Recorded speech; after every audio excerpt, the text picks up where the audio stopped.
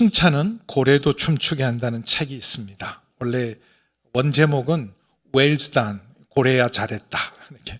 원래 이제 뭘 잘하면 영어로 이러잖아요. Well done, 아주 잘했다 그렇게 말하는데 그걸 발음이 비슷하니까 Well done. 아주.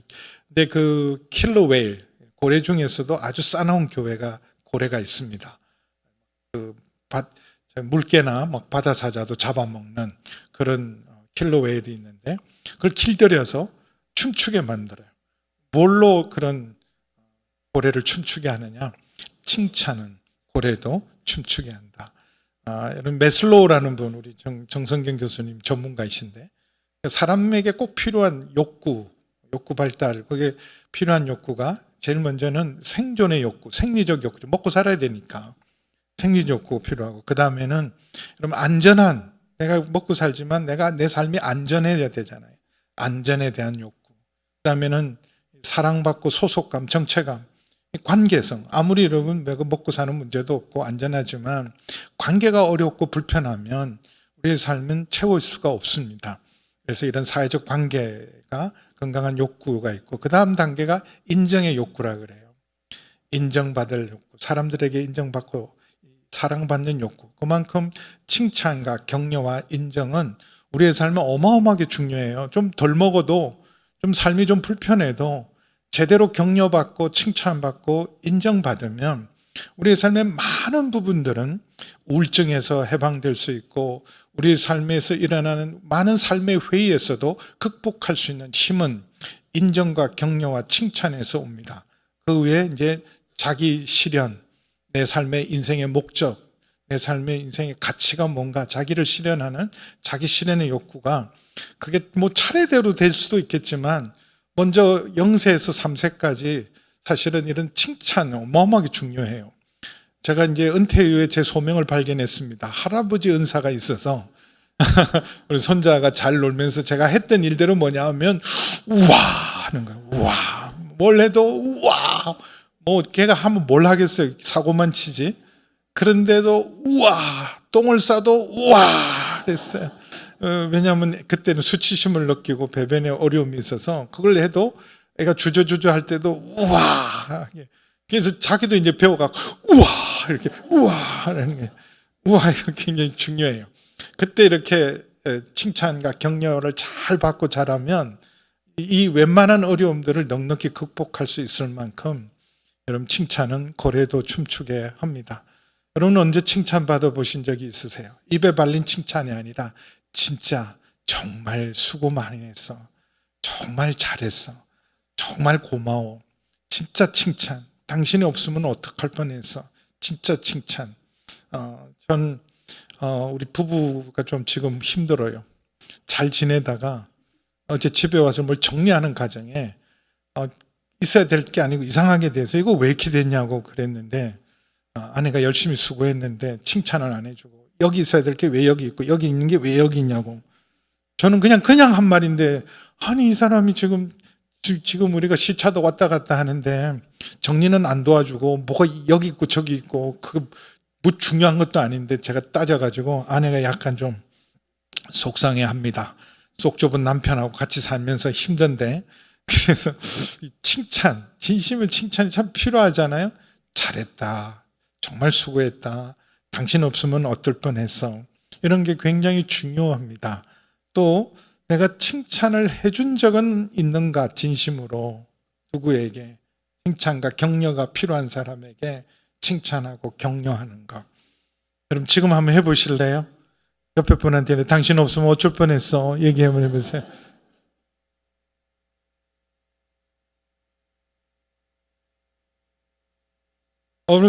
우리가 코로나 겪어봤잖아요. 이렇게 사람 너무 많아, 복잡해, 주차도 힘들어. 그게 복이에요. 사람 아무도 없이 예배 드려보세요. 당신 없으면 어쩔 뻔했어요. 제가 미국에 있을 때 저희가 살고 있던 집이 그 디즈니랜드하고 아주 가까워서 15분 가면 디즈니랜드라 1년 동안 갈 수 있는 패스를 끊어서, 그때 우리 애들이 뭐 4학년, 1학년 이랬기 때문에 자주 가려고 1년 패스를 끊었는데, 뭐 가면 정말 재밌고 좋은 건 한 1시간 30분은 그냥 기본으로 기다려야 되는데 어느 날 날씨 안 좋은 곳에 시간을 내서 제가 가봤더니 사람이 거의 없는 거예요. 그러니까 줄 안 서고 그냥 재밌고 원래 평소에 타고 싶은 걸 다 차고 중간쯤 한 1시간쯤 1시간 반 지나니까 우리 아들이 아빠 가재요. 재미가 하나도 없는 거예요. 사람이 제일 좋은 구경은요, 사람 구경입니다. 야구장에 왜 가세요? 축구장에 왜 가세요? 축구 보러 야구 보러 가는 게 아니에요. 사람 구경하러 가는 거예요. 그래서 옆에 있는 분이 당신 없었으면 어쩔 뻔했어. 자, 진심으로 한 번 더 합니다. 당신 없으면 어쩔 뻔했어.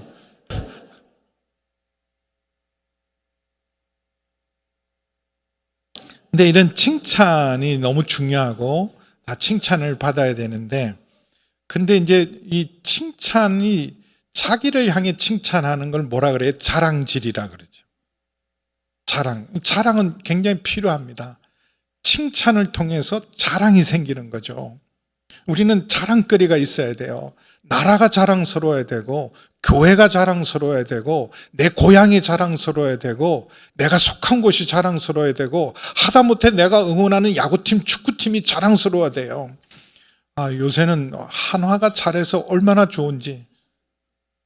매일 꼴찌 하다가 1등 하니까. 그러니까, 우리가 응원하는 팀이, 정말 잘한다. 그럴 때, 우리가 그런 것 때문에도 자랑이 있잖아요. 방주교회가 자랑스러워야 되잖아요. 부끄러우면 되겠어요? 어느 교회 다녀? 방주교회. 근데 그게 부끄러우면 안 되잖아요. 자랑할 게 없으면 정 안 되면 손자라도 돈 내고라도 자랑해야 돼요. 자꾸 당신이 이렇게 자랑하면 돈 받는다. 그래, 내가 돈 2배 내고 내가 할게. 자랑할 게 없으니까 손자 자랑이라도 해야 돼요. 우린 자랑이 필요합니다. 근데 자랑할 때 적어도 사람들이 볼 때 아이고 저 사람 자랑할 만해. 아이고 저 사람은 저런 말 해도 되지. 자격이 되지. 자랑할 만하지. 누가 봐도 그 기준과 그 자랑할 만한 게 정당할 때는 우리가 그렇게 인정을 해줍니다. 그런데 칭찬은 원래 남이 해주는 건데 자기가 자기를 칭찬하면 칭찬할 만하고 저 사람 저렇게 자랑할 만하지 그래도 팔불출처럼 느껴지잖아요. 자기 자랑은 어린아이들이나 하는 거예요. 우리 교회가 더 크다. 우리 아빠가 더 뚱뚱하다. 뭐 그런 것도 애들은 합니다. 제가 25년 전인가 동빙고에서 살았던 적이 있어요. 지금은 이제 많이 바뀌었지만 그때 군인 아파트가 많았습니다. 그 군인 아파트가 많으니까 자연히 그 놀이터에 군인 자녀들이 많이 놀잖아요. 우리 애들 데려가서 이렇게 있을 때 지들끼리 하는 일이 이런 거예요. 물어보다가 니네 아빠 계급이 뭐야? 이렇게 물어보는 거예요. 뭐 대령이야, 뭐 소령이야, 대위야. 근데 계급이 같으면 또 물어봐요. 계급이 같으면 자랑할 게 없으니까 니네 아빠는 어디 출신이야? 우리 아빠 육사 출신. 그게 어마어마한 자랑이에요. 애들끼리도 그런 걸로 자랑. 근데 그거는 아이들이 그런 걸 하면 우리가 유머도 있고 애들이 재밌게 노는구나 그러지만 어른이 돼가지고 너 계급이 뭐야? 너 고등학교 나왔어? 그런 걸로 자랑질을 하면 참 불쌍하다. 안 됐다. 이런 생각이 들잖아요. 근데 지도자가 그럼 다른 사람이 정말 훌륭하십니다. 대단하십니다. 그래야 되는데 자기가 자기를 칭찬하고 나 얼마나 대단한지 나 아니면 이런 일을 누가 할지 그래서 말은 안 하지만 요즘 사람들은 그렇게 막 대놓고 자기 자랑질은 안 하지만 자기를 내세우고 내가 얼마나 훌륭하고 대단한 사람인지 영향력 있는 사람인지 은근히 사람들에게 과시하고 대접받고 또 알아주기를 원해요. 그래서 사람들이 그러잖아요. 아무리 친한 사람이라도 자꾸 충고하면 싫고 그냥 빈말이라도 아부하면 너무 좋대잖아요. 그래서 우리 부목사님도 저한테 아부하면 제가 얼마나 기분이 좋겠어요. 아부하는 목사님 한 분도 없어요. 어떻게 되는지. 설교를 해도 잘했다는 걸 얘기하는 사람 한 사람도 없어요. 우리 목사님들이 당당해서 아주 당당하게 잘 하고 있는데 근데 이게 유혹이죠. 지도자가 자기를 자랑하고 싶은 마음이 이거 어마어마한 유혹입니다. 내가 대단하고 내가 얼마나 괜찮은 사람인지 내가 어떤 권위를 가지고 있는지 내가 마음 먹으면 무슨 일을 하고 있는지 그런 것들에 대한 유혹들이 있습니다. 근데 이런 자기 자랑하는 사람들은 사실은 영적으로 보면 어린아이죠. 영적인 뿐만 아니라 사실은 일반적으로 자기 자랑하는 사람은 성인 아이입니다. 어른인데도 아이 같은 사람이죠. 근데 바울을 공격하는 사람들은 그럼 자기들이 권위를 세우기 위해서 우리는 예루살렘 교회가 추천서도 보내고 예루살렘 교회가 파송했는데 바울은 뭐냐? 바울은 우리는 예루살렘에서 바울을 파송한 적이 없다. 본교회죠. 예루살렘 교회는 본교회 중에 본교회죠. 근데 안디옥 교회에서 파송했다 그러는데 바울이 과연 자격이 있나? 우리는 예루살렘 출신이고 예루살렘 교회가 추천서도 들고 예루살렘 교회가 파송을 해서 가는 곳마다 우리가 이런 놀라운 일들을 행하고 자기를 자랑하는 자들. 그래서 바울은 12절에 이렇게 말합니다. 우리는 자기를 칭찬하는 어떤 자와 더불어 감히 짝하여 비교할 대단하다 그러니까 대단하다고. 거기에 우리는 비교할 수는 없지만 그런데 자기 칭찬의 문제는 자꾸 비교입니다. 비교를 하게 돼요. 자기를 칭찬하게 되면 자랑하면 비교를 하는데 문제는 객관적인 비교를 하면 괜찮잖아요. 저 사람은 저기 잘하고 나는 이걸 잘하고 저 사람 저걸 못하고 나는 이걸 못하는 게 객관적이 돼야 되는데 문제는 비교를 할 때 뭘로 비교하냐? 자기가 기준이에요.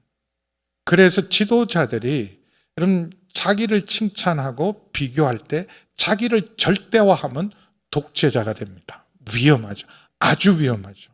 내 말이 기준이고 내가 하는 모든 것들이 절대로 옳다고 믿는 그 순간 그는 정말 공멸의 길로 갑니다. 그래서 자기로서 자기를 헤아리고 자기로서 자기를 비교하고 내가 기준이고 내 말이 옳고 내가 하는 것이 제일 중요하고 이전에 그리스 로마 신화에 보면 프로크루스테스라는 악당이 있었어요. 지나가는 사람을 잡아다가 자기 침대에다가 재가지고 그 침대보다 길면 잘라서 죽이고 침대보다 짧으면 늘려서 죽이고 그런데 침대도 조작했다 그래요. 자기 마음대로. 그 침대에 딱 맞는 사람이 있을 수도 있잖아요. 그럼 줄이거나 늘려가지고.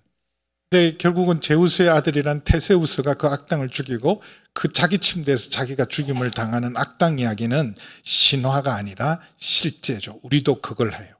자기 잣대로 모든 사람들을 판단합니다. 내 잣대에 맞지 않는 사람들을 우리가 자르고 내 잣대에 맞지 않는 사람을 늘려서 다 나한테 맞추라는 거예요. 그게 얼마나 위험합니까? 우리 정말 잣대는 하나님 말씀인 줄 믿습니다. 진리가 잣대여야 되죠. 누구를 판단하고 비교할 때 여러분 우리가 분별은 뭘로 합니까? 진선미로 분별하죠. 정말 진리인가 거짓인가? 그리고 선한가 악한가? 그리고 진정한 아름다움인가 정말 추함인가? 그런 분별의 기준이 정확해야 되는데 자기 잣대로 자기가 절대화되는 순간 자기 자랑은 얼마나 위험한지 모릅니다. 그리고 자기 칭찬의 위험성은 또 하나는 분수 이상을 자랑하는 거예요. 자기 분수 이상을.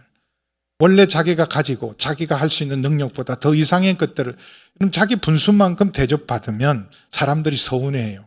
분수 이상으로 대접을 하고 인정해야 돼요. 근데 자기 분수를 아는 것, 겸손은요 자기 분수를 아는 건데 그럼 겸손이 어려워요. 자기 분수를 아는 게 얼마나 어려운지 2500년 전에 소크라테스가 이미 얘기를 했어요. 너 자신을 알아라.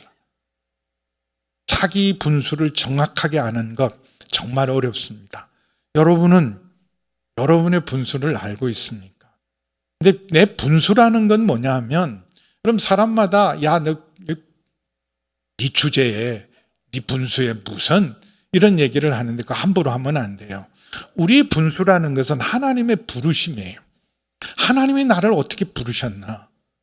하나님이 나를 통해서 무슨 일을 하시는가? 그래서 여러분 우리에게 뭘 맡기셨는지 주님께서 무엇을 위해 나를 부르셨는지 그리고 내가 어디에 서 있어야 되는지 그걸 아는 것 내 분수죠. 그래서 로마서를 보면 로마서는 전체는 복음이잖아요. 구원인데 1장에서 8장까지가 왜 복음이 필요한가? 왜 구원받아야 되는가? 구원받기 위해서는 우리가 어떻게 믿어야 되는가가 1장에서 8장이고 그 하나님의 구원은 결코 잃어버릴 수 없습니다. 하나님의 사랑에서 끊을 수 없습니다. 근데 그 하나님이 우리를 택하셨기 때문에 결코 끊을 수 없는데 이스라엘은 실패했느냐? 아니다. 하나님의 약속은 영원하기 때문에 이스라엘도 결국은 회복된다. 9장에서 11장. 그래서 하나님의 약속, 택함은 절대로 실패하지 않는다. 그 증거가 이스라엘에 대한 약속이 9장에서 11장으로 말한 다음에 12장부터는 구원받은 자는 어떻게 살아야 되는가? 가장 중요한 전제는 너희는 이 세대를 본받지 말고 날마다 마음을 새롭게 함으로 변화를 받아서 하나님의 선하시고 온전하시고 기뻐하신 뜻을 분별하여 너희 몸을 하나님이 기뻐하시는 거룩한 산제사로 드리라. 그러면서 우리가 구체적으로 어떻게 살아야 될지, 우리가 그리스도의 몸의 지체로서 우리가 자기가 해야 될 역할들, 섬기는 역할, 긍휼을 베푸는 역할, 또 구제하는 역할, 다스리는 역할, 사람마다 부르심과 은사와 역할이 다르는데 그 분수대로 섬기는 것, 그것이 하나님이 나를 부르신 곳에, 그러니까 코는 코의 역할, 입은 입의 역할, 눈은 눈의 역할이 있는 거예요. 다 입이 되고 다 눈이 될 수는 없는 거예요. 뭐가 중요하죠?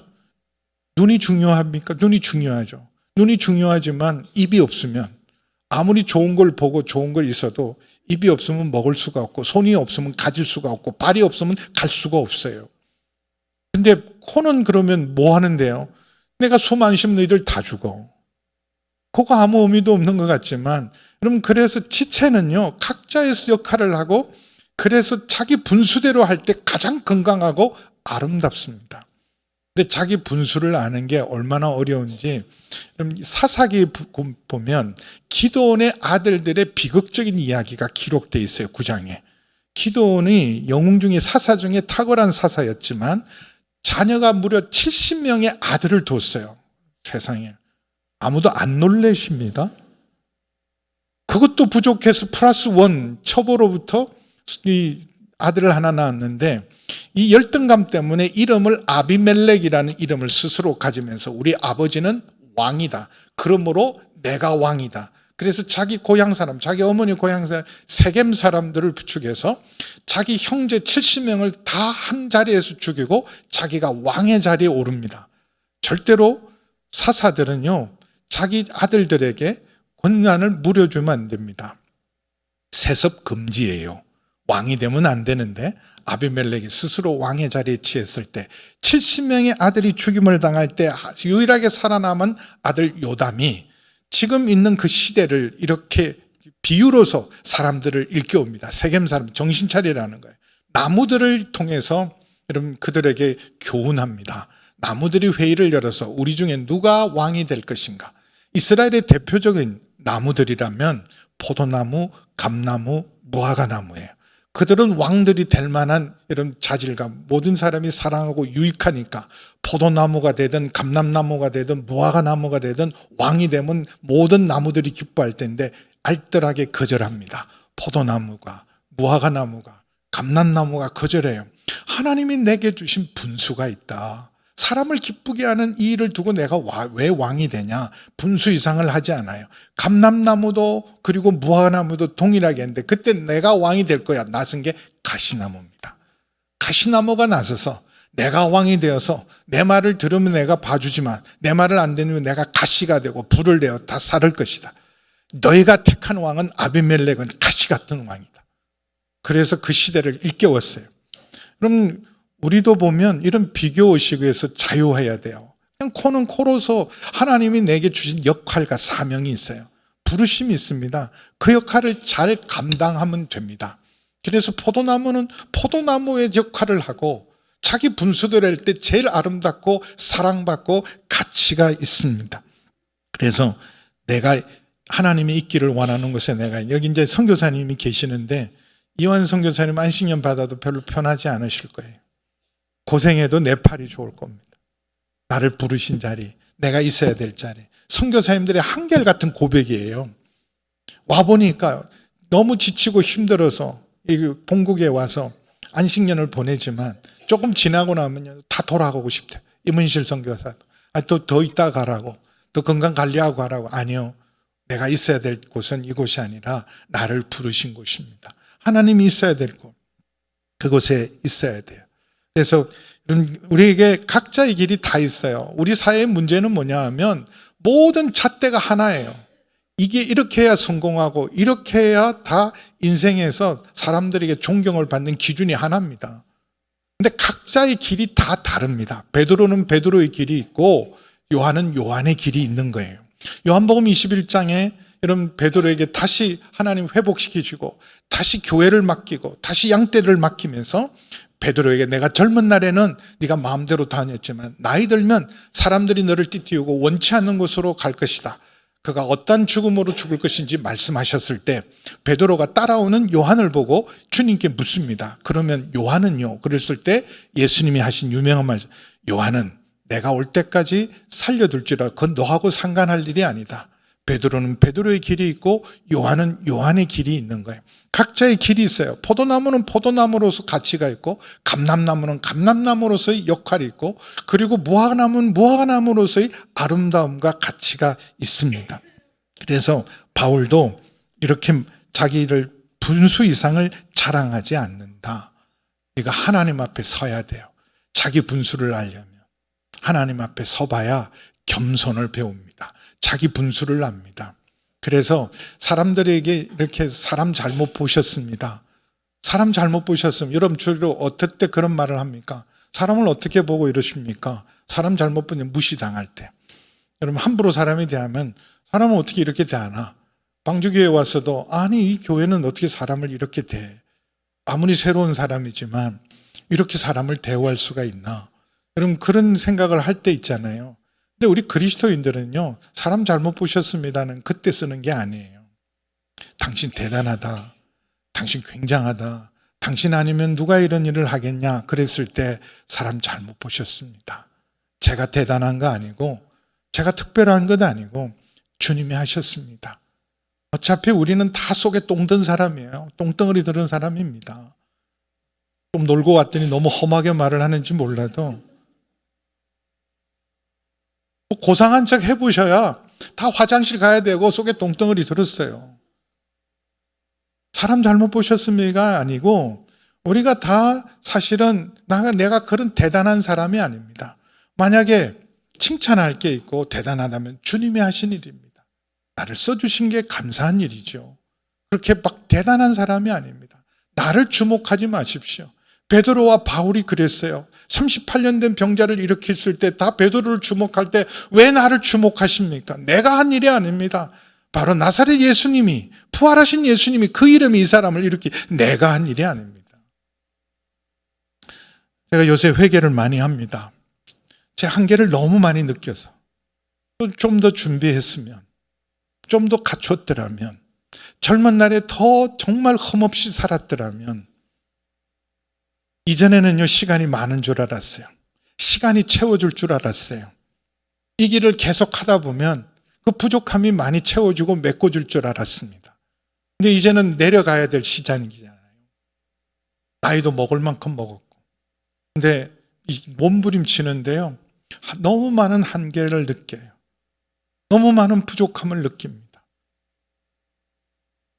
그래서 여기 지금 여러분 앞에서 이렇게 방주교회 담임 목사로서 여러분을 인도하는 것도 어떨 때는 정말 미안해요. 더 좋은 목사님께 인도를 받고 더 좋은 목사님이 여러분을 섬겨야 하는데 하나님 그래도 오늘 이렇게 세우셔서 섬기신 게 감사하겠지만 그냥 정직하게 그냥 겸손 떠는 게 아니라 제 한계를 너무 많이 느껴요. 인격적으로도 그렇고 영적으로도 그렇고 돌파를 해야 되는데 돌파하기가 내 한계가 이전에는요 그냥 뚫을 수 있을 줄 알았어요. 넘어설 수 있을 줄 알았어요. 끝없이 성장할 수 있을 거라고 생각했어요. 근데 어떤 부분은 요즘은 점점 여러분 이전보다 더 못나지고 있습니다. 그건 얼마나 부끄러운 일이에요. 자기 분수를 아는 것, 나의 부르심을 아는 것. 그런데 어차피 비교하지 않으려고 해요. 비교하지 않는 것. 근데 이 자꾸 비교하게 돼요. 우리 동기 목사님은 지금 총회장이 되어 있는데 실제로 지금 총회장이 제 동기 목사입니다. 누구는 목회를 이만큼 하는데 누구는 목회를 저렇게 하는데 여러분 큰 교회하고 유명해지는 것이 성공일까요? 미자립 교회를 하고 농어촌 교회를 섬기는 분은 실패한 목회자입니까? 저는 그분들을 볼 때마다 너무 감사해요. 저한테 그곳에 보면 저는 그런 부르심을 감당할 자질과 능력과 인격이 안 됩니다. 근데 그분들을 만날 때 이러시는 거예요. 저 40만 원만 있으면 얼마든지 사역할 수 있습니다. 우리 그냥 여러 사람 가서 한 끼 식사하면 그분은 한 달을 사역하실 수 있다는 거예요. 그럼 그분은 부족하고 작은 분입니까? 하나님 앞에 가면 절대 그렇지 않을 거예요. 먼저 된 자가 나중되고 스스로 큰 자가 작은 자가 될 겁니다. 아니, 이런 은혜가 있고 입신하신 분들이 천국을 경험할 때 우리가 공통적으로 하는 말이 있어요. 있으리라고 했던 사람, 대우받으려고 했던 사람 그곳에 없더라. 자극히 작은 자가 하나님 나라의 큰 자가 되어 있더라. 그건 진실입니다. 진리입니다. 자기 분수대로 있는 것.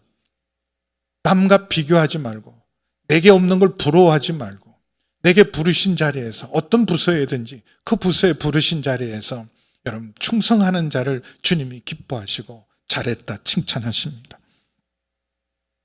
오직 우리 하나님이 우리에게 나눠주신 그 범위의 한계를 따라 하노니 너희에게까지 이런 것이다. 분수 넘어서 했다. 바울에게 비난했어요. 당신이 무슨 자격과 권위로 여기까지 와서 이렇게 설치냐. 우리 허락도 안 받고. 근데 바울은 이렇게 말해요. 분수 이상이 아니라 우리는 분수를 따라 하나님이 우리에게 나누신 범위의 한계를 따라 너희까지 이런 것이다. 왜냐하면 주님이 부르실 때 바울은 자기는요 유대인을 위해 최적화된 사람이라고 믿었어요. 내가 변화되면, 내가 예수 믿으면 나 같은 사람이 가장 히브리인 중에 히브리인 중에 바리새인이요 바리새인 중에 바리새인, 그리고 교회를 가장 악랄하게 핍박했던 내가 변해서 예수님을 믿고 예수 믿으라 그러면 유대인을 위해 최적화된 사람이 자기라고 생각했지만 하나님의 생각은 달랐어요. 너는 유대인의 사역자가 아니라 이방인을 위한 사도다. 목회를 잘할 것 같지만 선교사로 보내고 선교사를 가면 잘할 것 같지만 너는 목회해라. 하나님의 계획은 다른 데 있어요. 그래서 너는 이방인의 사도로 불렀는데 교회가 공식적으로 갈라디아서에서 보면 교회가 공식적으로 갈라디아서 2장 7절에서 9절 보겠습니다. 도리어 그들은 내가 무할례자는 이방인들이에요. 복음 전함을 맡은 것이 베드로가 할례자에게 할례자는 유대인이죠. 같은 것을 보았고 인정한 거야. 하나님이 바울은 이방인의 사도로 보내는구나. 그리고 8절 베드로에게 역사하사 그가 할례자의 사도로 삼으신 예수님이 또한 내게 나를 이방인의 사도로 삼으셨다. 또 기둥같이 여기는 야고보와 게바와 요한, 그 당시 지도자죠. 내게 주신 은혜를 알므로 나와 바나바에게 친교의 악수를 하였으니 우리는 이방인에게요 그들은 할례자에게로 가게 하려 함이라. 이런 신사협정을 잘 맺었어요. 그래서 내가 여기 고린도 교회에 온 거지 내가 자격과 권위가 없는데 여기 온 거 아니다. 예루살렘 교회에서 파송했다고 자격이 있는 게 아니다. 사실 따지고 보면 바울은 자기가 고린도 교회를 갈 마음이 없었어요. 바울은 원래 계획은 아시아에 지금 있는 터키 서부 지역에 있는 에베소, 서머나, 버가모 이 지역에 복음을 먼저 전하고 나중에 유럽 선교를 하기를 원했는데 주님의 생각은 달랐어요. 유럽 선교부터 해라. 그래서 준비 안 된 채로 유럽 선교를 했습니다. 그리고 유럽 선교를 할 때도 바울은 적어도 빌립보를 처음 기점으로 해서 데살로니가 그리고는 곧장에서 알바니아를 통해서 로마로 가기를 원했지 남부로 아가야 그리스로 내려갈 생각이 없었어요. 그리스로 내려갔던 것은 도망간 겁니다. 하도 극성맞은 데살로니가 사람들이 바울을 보면 죽이려고 했기 때문에 제자들이 피난시킨 거예요.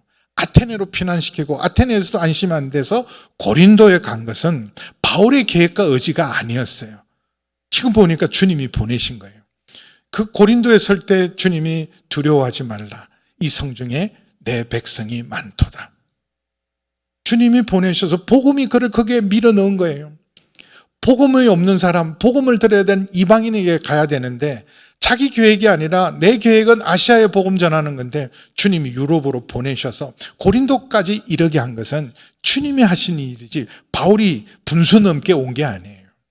근데 사람들은 분수에 넘게 무슨 권리로? 우리가 보낸 적도 없는데 와서 여기서 주인 노릇하냐? 우리 허락을 받아야 된다. 우리가 정식으로 예루살렘 교회에서 파송받은 사람이니까 이제 우리 말 들어라. 그런 사람에 대해서 하는 말이에요. 우리가 분수 이상을 자랑하지 않고 하나님이 우리에게 나눠주신 그 범위의 한계를 따라 하노니 곧 너희까지 이런 건 내 의지가 아니었다. 내 계획이 아니었다. 예루살렘 교회 파송을 자랑한 나는 예루살렘 교회가 파송한 사람이 아니라 주님이 직접 파송하시잖아요. 사도행전 13장에 보면 최초의 선교사를 파송하신 분은 예수님이십니다.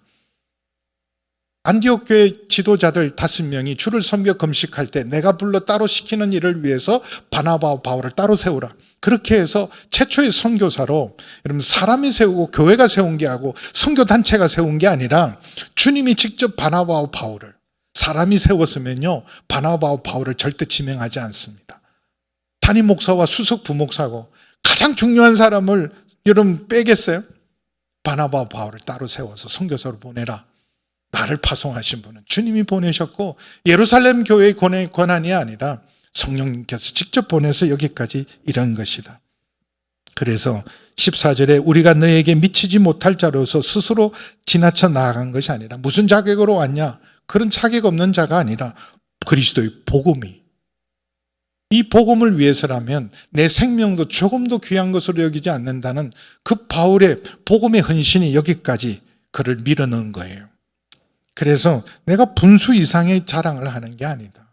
주님이 하신 일, 나의 부르심, 나에게 맡기신 일, 그리고 주께서 부르신 그 일에 순종해서 여기까지 이른 것이다. 그러면서 15절 굉장히 중요한 말을 해요. 15절 우리 함께 읽습니다. 시작. 우리는 남의 수고를 가지고 분수 이상의 자랑을 하는 것이 아니라 오직 너의 믿음이 자랄수록 우리의 규범을 따라 너희 가운데서 더욱 풍성해지기를 바라노니. 남의 수고를 가지고 분수 이상을 자랑하는 대부분 사람들은요 남의 수고 위에 자기 영광을 세웁니다. 세상 얘기는 빼고요. 뭐 세상 얘기도 마찬가지예요. 우리가 이만큼 살게 된 것 지금 세대 탓임 잘해서 여기까지 왔어요. 여러분들이 소홀히 여기는 60대, 70대에 정말 눈물겨운 헌신이 있었습니다. 중동 열사의 사막으로 뛰어들었어요. 자식들을 위해서 자식들을 공부시키려고 온갖 고생 다 하면서 그렇게 헌신한 60대, 70대, 80대의 헌신이 대한민국을 세웠습니다. 물론 40대, 50대가 뭐 역할을 안 한 건 아니지만 그들이 뿌린 눈물의 씨앗이 있기 때문에 여러분이 우리가 열매를 맺는 거예요. 누군가가 열매를 따는 것은요 눈물로 씨를 뿌린 자가 있는 겁니다. 그래서 남의 규범으로 이루어 놓은 것으로 자랑하면 안 됩니다. 나니까 이만큼 했지. 한국교회 특별히 전임 목사와 후임 목사의 갈등도 이런 거예요. 내가 와서 이만큼 성장하고 키워놓았다. 교회가 이만해졌다. 근데 지금 내가 한 게 아니잖아요. 내가 개척하고 내가 세운 게 아니라 46년 전부터 헌신하고 수고한 분들의 수고가 있어서 오늘이 있는 겁니다. 이게 하루아침에 되는 일이 아니에요. 그냥 하나님이 내게 맡겨주셔서 좋은 교회에 오셔서 만약에 더 좋은 목사님이 오셨으면 더 좋은 열매를 맺었을 텐데 하나님 죄송하게도 제가 준비가 안 돼서 이만큼밖에 못한 게 너무 죄송할 뿐이에요. 사실은 정직하게 말하면 우리 교회가 좋은 교회라 더 건강하고 더 좋은 교회가 될 수 있는데 제 한계 때문에 매여 있다는 생각을 저는 정직하게 합니다. 남의 규범으로 이루어 놓은 것을 자랑하지 아니하고 이 예루살렘에서 온 사람들은요 바울이 세우고 개척한 교회에서 자기들이 주인 노릇하고 바울에게 자격증 내놓으래요. 말이 됩니까? 남이 세운 규범으로 이루어 놓은 것으로 자랑하지 아니하고. 여러분 홀로 뭐가 된 건 아무도 없어요. 나 혼자 다 한 일이 아닙니다. 누군가는 심고 누군가는 물을 주고 누군가는 자라게 하고 그리고 열매를 따는 추수의 시기가 있는 거예요. 눈물로 씨를 뿌리는 사람, 치열한 영적 전쟁을 감당하는 사람, 핍박과 박해를 무릅쓴 사람들, 그 모든 과정을 통과하고 나서야 황금 시대가 열리고 추수 시대가 오는 거예요. 남의 규범으로 이루어놓은 것으로 자랑하지 아니하고. 그래서 바울이 사역의 원칙을 정해놓은 게 로마서 15장 20절 21절 보겠습니다. 이 말씀을 로마서에서 내가 또 그리스도의 이름을 부르는 곳에는 복음을 전하지 않기로 힘썼느니 이는 남의 터 위에 건축하지 아니하려 함이라. 기록된 바 주의 소식을 받지 못한 자들이 볼 것이요 듣지 못한 자들이 깨달으리라 함과 같으리라. 20절 다시 돌아가 보세요. 바울이 뭐라고 했냐면 지금 잘 되는 곳, 이미 복음이 전해지는 곳, 이미 복음이 왕성한 곳에는 난 가지 않는다. 복음이 전하지 이미 그리스도의 이름을 부르고 남이 잘 세우는 거에 가서 거기 숟가락 얹는 일은 안 하겠다는 거예요. 근데 한국 교회가 선교 열심입니다. 그런데 대부분 보면요, 자꾸 잘 되는 선교지로 많이 가요. 정작 복음이 없는 곳, 교회 없는 곳, 주님의 이름을 모르는 곳에 선교사 가야 돼요. 그래서 우리 네팔 선교사님 고마워요. 요한 선교사님 너무 고마워요. 그냥 맨 땅으로 뛰어들어서 저기서 20년 넘게 그 사역을 잘 감당하고 계시는 건 너무너무 감사한 일이에요. 남의 규범으로 이루어놓은 것으로 자랑하지 아니하고 너희 지역을 넘어 복음을 전하게. 얼마든지 바울은 이제는 평안하게 안주하면서 대접받으면서 자기 권리를 주장할 수 있는데도 여기는 이제 복음이 전해졌으니까 아직 복음이 필요하고 듣지 못한 것, 너희 지역을 넘어서 로마를 통해서 스바나까지. 로마서 15장 28절 보겠습니다. 안주하지 않았어요. 그러므로 내가 이 일을 마치고, 로마서는 어디서 기록했냐면 고린도에서 기록합니다. 고린도 문제가 잘 해결되고 예루살렘의 구제 헌금을 잘 전달하고 이방인 교회와 예루살렘 교회를 하나 되게 만든 그 일을 마치고 그 열매를 가지고 확정한 후에 너희에게 로마 교회를 들렀다가 너희가 나를 스페인까지, 그 당시 스페인은 그 당시 사람들은 2000년 전의 사람의 땅끝은 스페인이었어요. 스바나까지 가리라. 이미 이루어놓은 일이 어마어마하게 많습니다. 그러나 바울은 이미 이루었다 함도 아니요 얻었다 함도 아니요 지금도 선한 싸움을 다 싸우고 달려갈 길 다 달리고 믿음을 지키면서 표태를 향해서 끊임없이 도전했어요. 오늘도 복음이 필요한 사람이 있으면, 지금 예수 잘 믿는 사람, 어떨 땐 저도 이런 회의가 들어요. 잘 믿는 사람을 위해서 더 이상 내가 필요할까? 여러분, 누가 와도 우리 교회는 잘할 수 있어요. 제가 여러분에게 그냥 필요할까? 이런 생각을 해요. 복음을 한 번도 듣지 못한 사람, 예수님이 이름이 필요한 사람들에게 가야 되는 거 아닌가? 그 생각을 심각하게 합니다, 사실은. 여러분에게 내가 뭘 더 필요하겠어요? 잘 믿고 계시는데. 남의 규범으로 이뤄놓은 걸 자랑하지 않고 너희 지역을 넘어 복음을 전하게 하려 합니다. 여러분, 우리 교회는 좋은 교회입니다. 그럼 여기 안주하시면 안 돼요. 나도 할 만큼 했다. 열심히 했어.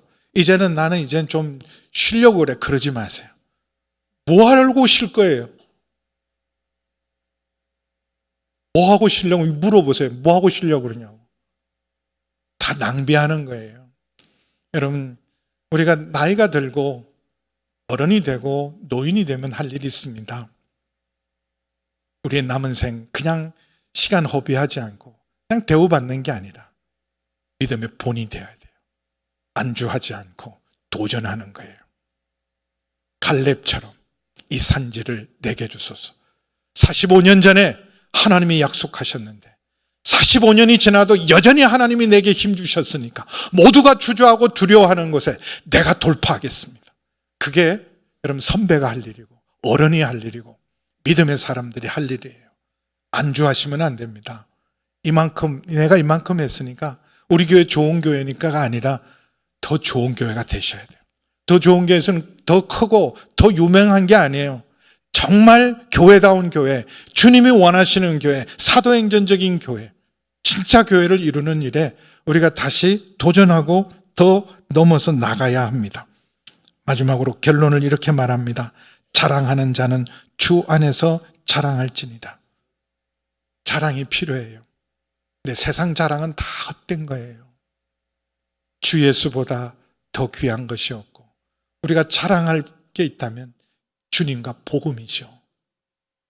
복음이 우리의 자랑이고 주님이 우리의 자랑입니다. 자랑하는 자는, 우리가 자랑하려면 우리는 주 안에서의 자랑은 감사입니다. 감사고 찬양이고 영광이죠. 나를 통해서 이만 일을 했으니까 내가 대단한 게 아니라 나를 써주신 게 감사한 거예요. 누구를 통해서도 하나님 그 일을 하실 텐데 나를 써주신 게 너무 감사한 거예요. 어떻게 하나님 나를 쓰셔서 일을 하게 하십니까? 방주교회를 섬기게 하시고 오늘도 말씀을 전하는 거 써주신 것이 감사한 거예요. 그냥 오늘도 오늘부로 내일 할아버지 되세요. 그래도 할 말이 없잖아요. 너 할아버지 노릇이나 해라. 그래도 뭐 어떻게 할 수가 없잖아요. 여러분, 우리가 자랑할 수 있는 것, 주 안에서 자랑할 수 있는 건 감사해요. 주님이 우리를 향해서 옳다 인정함을 받는 자는 자기를 칭찬하는 자가 아니라 오직 주께서 칭찬하는 자라. 누구를 칭찬할까요? 충성된 자를 칭찬합니다. 많은 일을 이룬 사람이 아니라 부르심에 1달란트를 받았으면 그 1달란트에 충성한 자, 맡은 자에게 구할 것은 충성이고 그 충성한 자를 향해서 주님의 칭찬은 잘했다, 착하고 충성된 종. 그때 우리는 주님 앞에 할 말은 이렇게입니다. 무익한 종입니다. 마땅히 해야 할 일을 했을 뿐입니다. 써주신 것이 감사할 뿐입니다. 네, 우리 곧 주님 만날 겁니다. 우리 가는 길 끝에 주님 서 계시잖아요.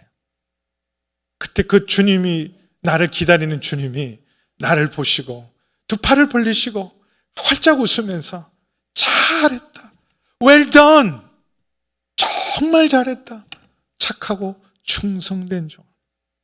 이 땅에서 우리가 대접을 못 받고 인정을 못 받고 칭찬을 못 받더라도 주님 앞에서 우리가 부르심을 입은 그 부름에 우리가 정말 선한 싸움을 다 싸우고 달려갈 길 다 달리고 믿음을 지켰을 때 이미 이루었다 함도 아니고 얻었다 함도 아니고 여전히 표대 되신 주님을 향해 달려갈 때 우리를 맞이하시는 주님이 이렇게 말씀하실 거예요. 잘했다, 착하고 충성된 종아. 그 칭찬받는 저와 여러분 되기를 주의 이름으로 축원합니다. 시간 좀 지났지만 오늘 이 찬양을 하고 싶어요. 우리 94장 주 예수보다 더 귀한 것은 없다. 우리 찬양팀도 좀 나오시고 이 찬양 우리 함께 하겠습니다. 특별히 후렴 주 예수보다 더 귀한 것은 없다. 주 예수보다 더 귀한 것은 없네. 이 세상 누리와 바꿀 수 없네. 영주를 내게신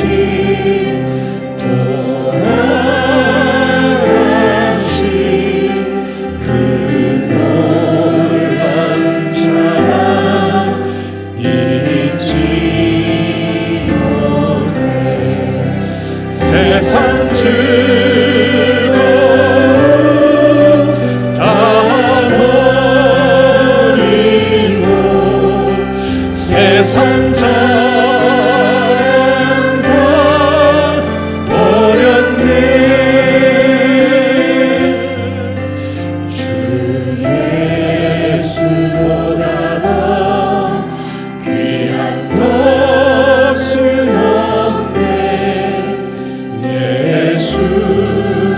밖에는 2절입니다. 주 예수보다 더 귀한 것은 없네. 주 예수보다 더 귀한 것은 없네. 이 세상 명예와 바꿀 수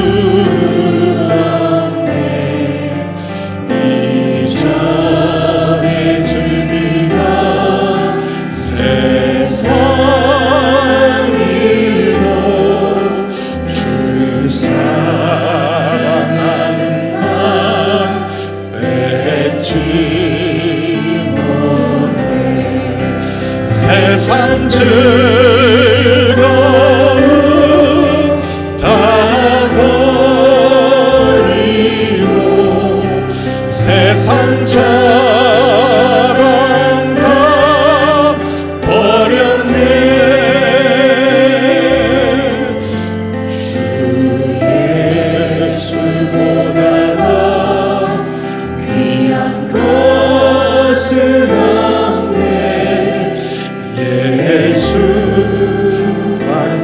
두려움 다시 합니다. 세상 즐거움 다 버리고 세상 즐거움 다 버리고 세상 자랑 다 버렸네. 주 예수보다 더 귀한 것은 없네. 예수 함께는 없네. 잘했다. 착하고 충성된 종아. 모두가 주님 앞에 칭찬받는 하나님 사람 되기를 축복합니다.